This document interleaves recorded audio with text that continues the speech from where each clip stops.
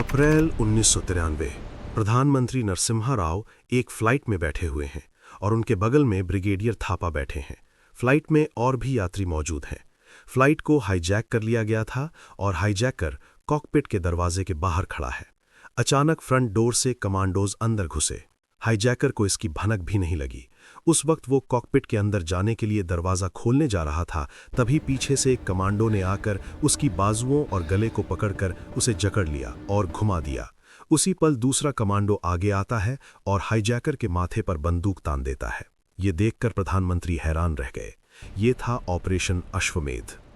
24 अप्रैल 1993।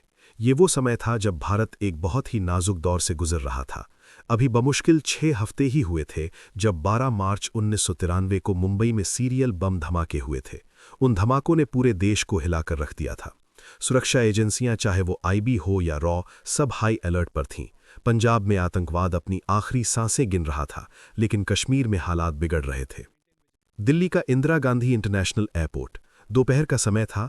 एक आदमी wheel chair पर बैठकर एयरपोर्ट पहुंचता है। उसके एक पैर पर प्लास्टर चढ़ा हुआ था। 2 लोग उसे वहां ड्रॉप करते हैं और चले जाते हैं। इसके बाद एयरपोर्ट का स्टाफ उसे अटेंड करता है और प्लेन के अंदर तक छोड़ आता है। इंडियन एयरलाइंस फ्लाइट IC 427 उड़ान भरने के लिए तैयार थी। ये विमान एक बोइंग 737-200 था। इस फ्लाइट में कुल 141 लोग सवार थे, जिनमें 135 यात्री थे और 6 क्रू मेंबर्स। यात्रियों में बच्चे, बूढ़े और पर्यटक शामिल थे जो कश्मीर की वादियों में छुट्टियां मनाने जा रहे थे। उन्हें क्या पता था कि अगले कुछ घंटे उनकी जिंदगी के सबसे खौफनाक घंटे बनने वाले हैं। दोपहर के 1:57 पर फ्लाइट ने दिल्ली से श्रीनगर के लिए उड़ान भरी। सब कुछ सामान्य था। एयर होस्टेस खाना सर्व कर रही थीं, लोग आपस में बातें कर रहे थे। करीब 45 मिनट तक सब कुछ ठीक चला, लेकिन प्लेन के अंदर वो व्हील चेयर वाला शख्स सामान्य नहीं था। उसका नाम था मोहम्मद यूसुफ शाह।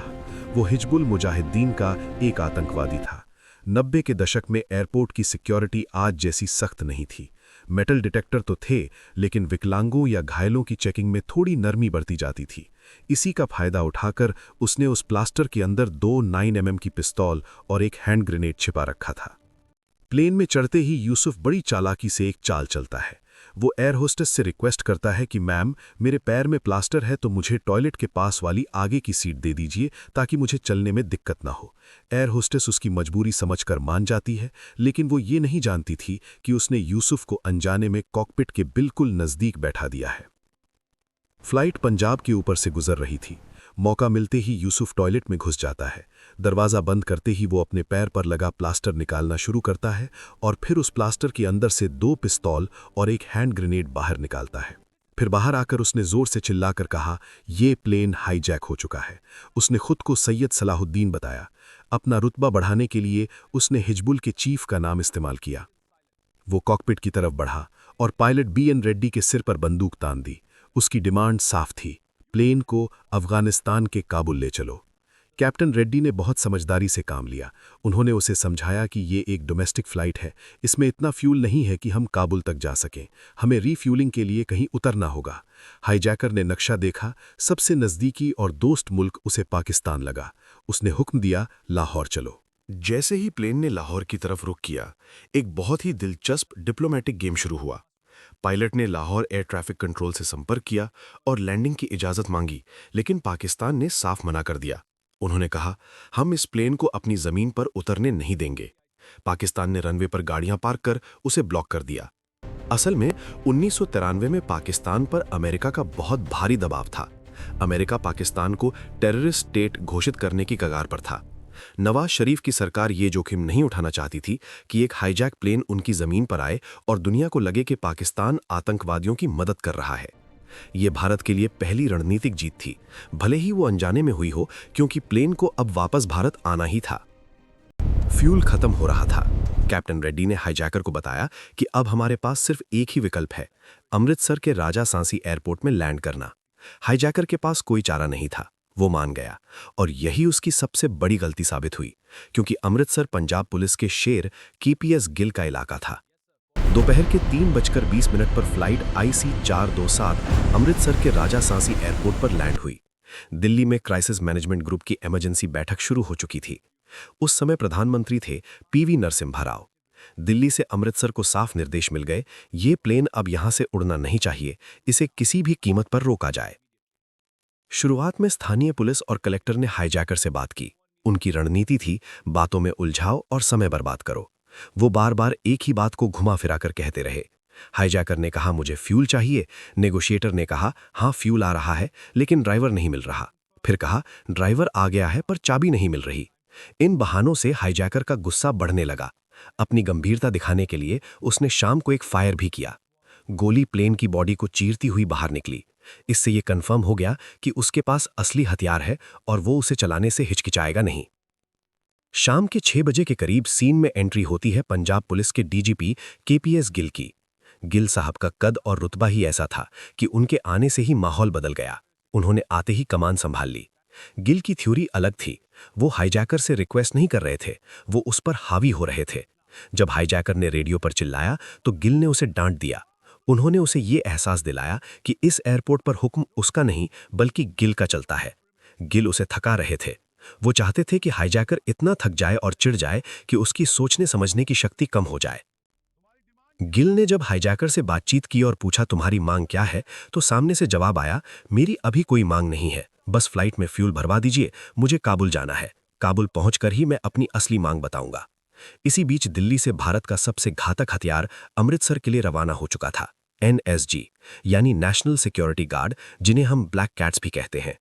एनएसजी के अंदर एक खास यूनिट होती है 52SAG स्पेशल एक्शन ग्रुप। ये यूनिट सिर्फ और सिर्फ हाईजैकिंग जैसी स्थितियों से निपटने के लिए बनी है। इस ग्रुप के कमांडोज को हवाई जहाज के चप्पे चप्पे की जानकारी होती है।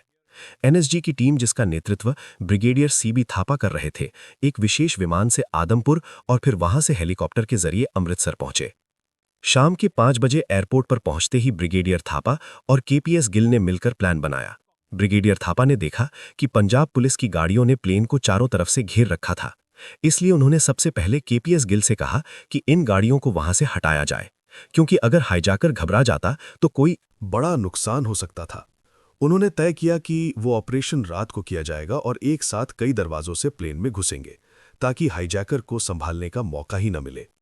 पर प्रॉब्लम ये थी कि एनएसजी को अंदर कितने हाईजैकर्स हैं, इसकी सही जानकारी नहीं थी। स्नाइपर से देखने पर सिर्फ 2 आदमी ही दिखाई दे रहे थे, एक कॉकपिट में और दूसरा प्लेन के टेल एरिया में, जो लगातार इधर उधर आ जा रहे थे। तो एनएसजी ने अनुमान लगाया कि सिर्फ 2 हाईजैकर्स हैं। शाम के 7 बज चुके थे। तब हाईजैकर ने कहा कि मुझे पता है तुम जानबूझकर समय खींच रहे हो ताकि दिल्ली से कमांडो आ सकें, लेकिन केपीएस गिल ने उसे अपनी बातों में उलझाए रखा। इस बीच एनएसजी के कमांडो प्लेन के नीचे जाकर अपनी पोजीशन ले चुके थे।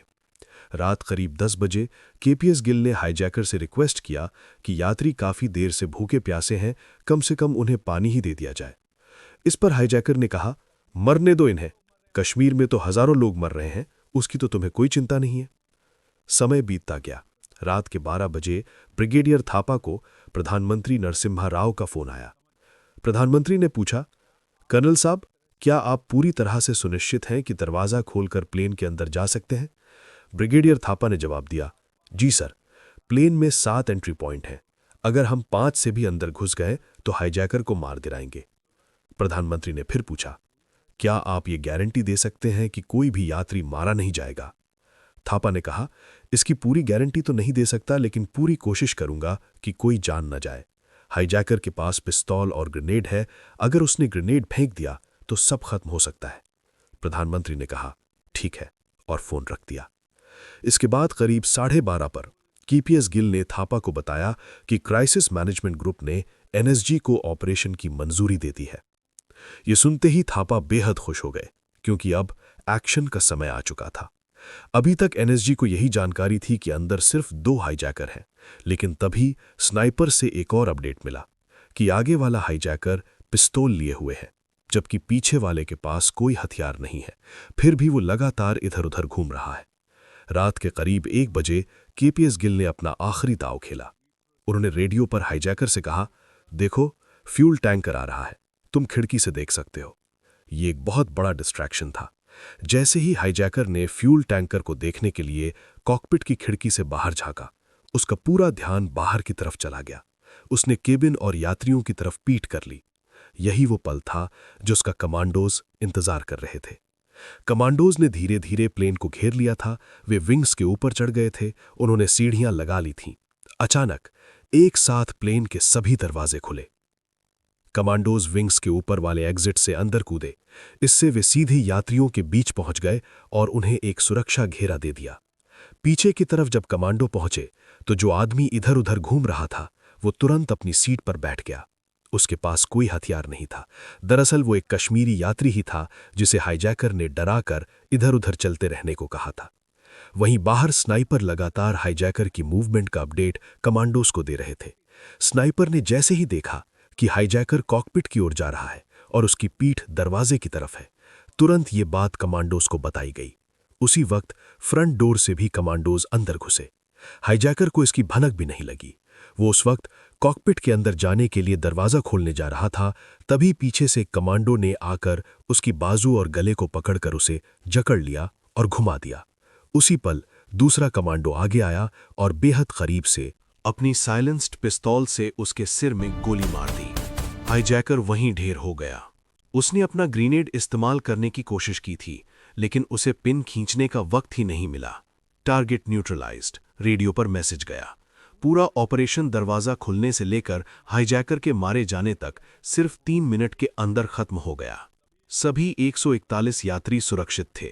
किसी भी कमांडो को खरोंच तक नहीं आई। ऑपरेशन पूरा होने के बाद प्रधानमंत्री नरसिम्हा राव ने ब्रिगेडियर थापा को फोन किया और कहा, मैंने तो कुछ देर पहले ही ऑपरेशन की मंजूरी दी थी, फिर ये इतनी जल्दी कैसे हो गया?